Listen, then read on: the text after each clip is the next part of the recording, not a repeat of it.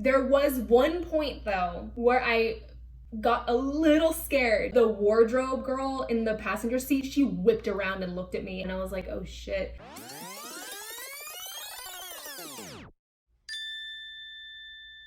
Hello, welcome back. Okay, so I'm gonna be honest with you. I just filmed a mukbang and therefore I am no longer hungry. However, I really wanted to film this video because I felt like it would be interesting and I was feeling inspired, so I just wanted to get her done. So I poured myself a nice glass of wine. It's a healthy pour, I know that already, okay? So I wanted to film this video just sharing my experience being on the show This Is Us. This is one of those weird situations where as an actor, when there's an opportunity to be on a huge show, right? This Is Us is like, I mean, at the time that I filmed that it was like the #1 show in America. But when an opportunity arises to be on one of these really big shows, of course you don't want to pass it up. Of course you never want to pass it up.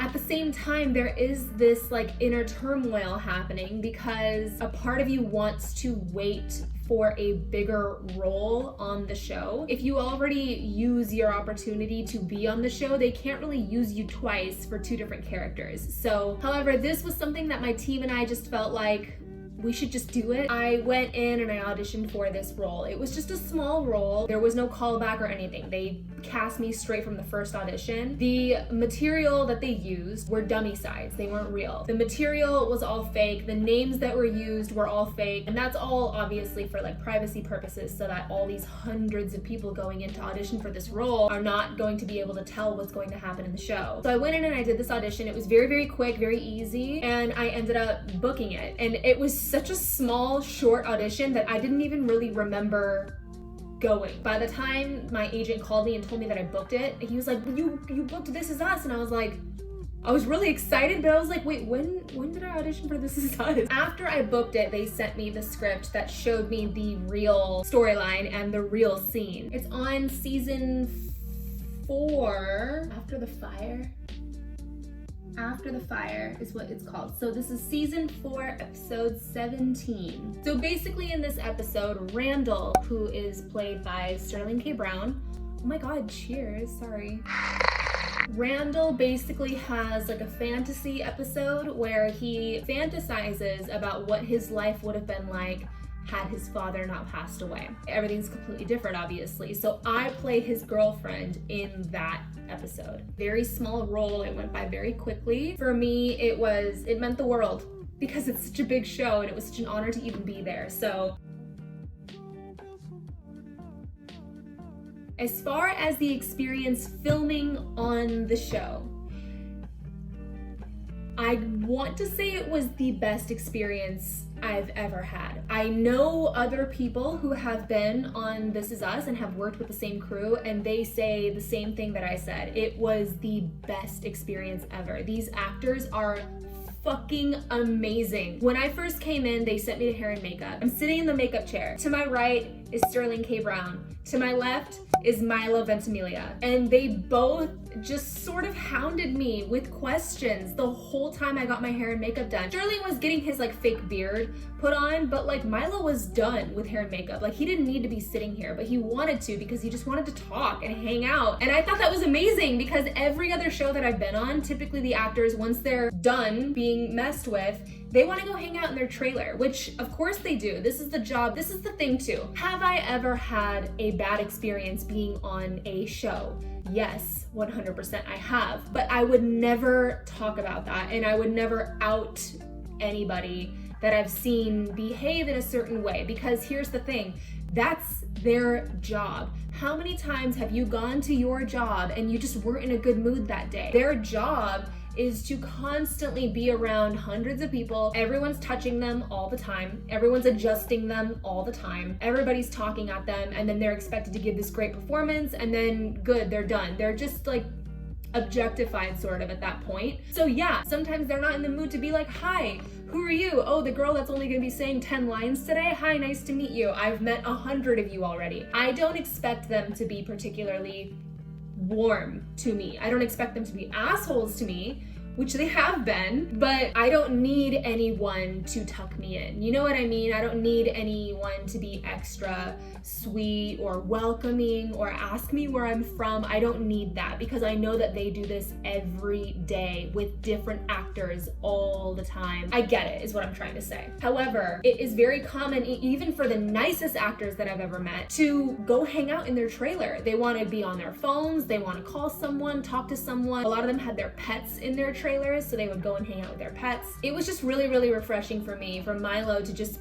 sit there and want to talk to me. That was so weird. Like, I was like, you're so sweet, you're so nice, I don't know what to do. But they were by far the sweetest, nicest, most warm, kind people I've ever worked with, ever. And I've worked on some pretty amazing sets before. They topped everybody. Oh, I'm having such I'm so sad.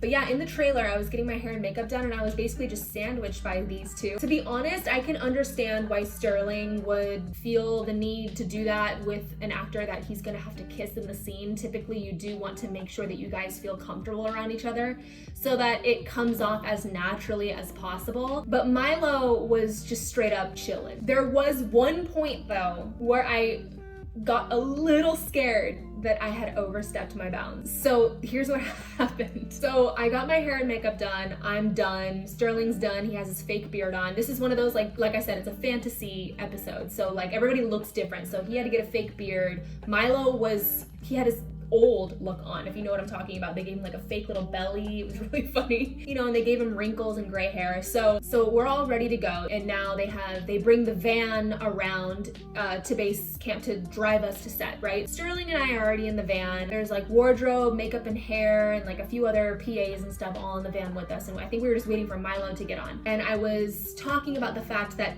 after I wrapped that day, I was gonna have to go straight to a different callback for a different show. I was saying that I was a little bit stressed because I obviously have to make sure that my performance is good for this show, and then once I wrap, I have to then remember all these new lines for this other callback that I had to go to. And Sterling said something like, oh yeah, like that's the grind, that's the hustle, that's what you gotta do, blah, blah, blah. And I gave him some shit, and I was like, when was the last time you even went on an audition before you even try to be relatable with me? I realized in hindsight why everyone had this reaction, but the wardrobe girl in the passenger seat, she whipped around and looked at me. Everyone whipped around and looked at me. Sterling was fucking cackling. I am a little bit of a ball buster. I talk shit sometimes, and we already kind of had that rapport going on in the makeup trailer earlier, but I realized that none of these people in the van knew that, and they weren't there for that. So that's why to them it was just like really shocking, but obviously it's a compliment. Like, the point I was making is that he is such a big superstar at this point that he doesn't even have to go to auditions anymore. He probably just gets offers at this point. So like,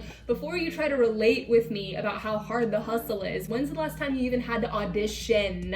Even afterwards, when we went to set, he kind of came up behind me and was like, before you try to be relatable. And I said, I hope you knew that I was kidding. Anyway, he is so amazing, so sweet, so like gentle. I did see Mandy Moore at one point in the makeup trailer. It was so quick, we just passed right by each other, but she was the one I was the most nervous to meet. Growing up, people used to tell me that she was my celebrity doppelganger. So yeah, I was really nervous to meet her, but I didn't actually get to meet her. It was just very, very quick. We just passed by each other, so. And I've never been one to like go up to anybody on set ever, and be like, can I get a picture? And I see like other actors on their IMDb's or their, you know, even on just their social media, there's like a picture of them on set, you know, with their co-star, and I'm just like, I've never been, first of all, I don't bring my phone to set because I've gotten yelled at before. Well, I didn't get yelled at. I saw a girl get yelled at for bringing her phone to set. The director told her to, you know, go to a certain position,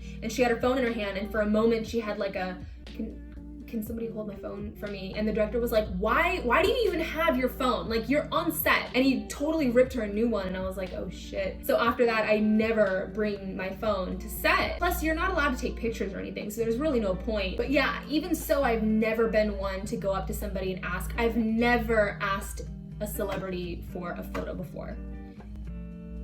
Ever. As for the actual scene that I did on This Is Us, It was very quick, it was very easy. I was supposed to have just been getting out of the shower, so they made me a bodysuit and they sewed a towel around it so that it would look like I was in a towel and really I was in a whole ass bodysuit. And they would spritz my hair between takes to make sure that I still looked wet. If I can get the clip in here, I will play it right now.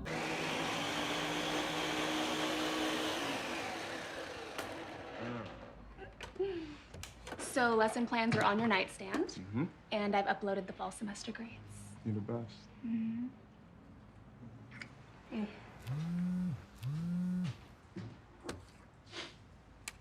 Hey, Dad.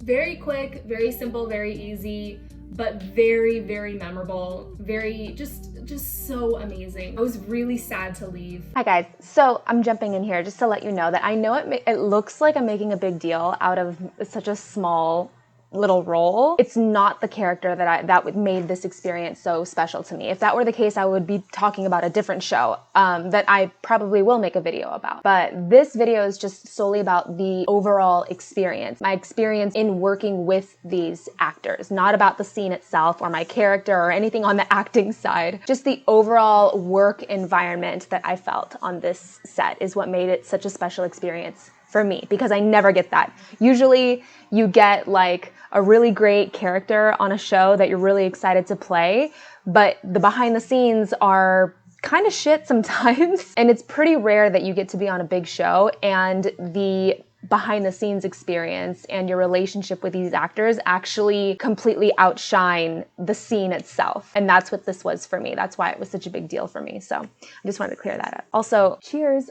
Basically the entire day was just me, Sterling, and Milo all together.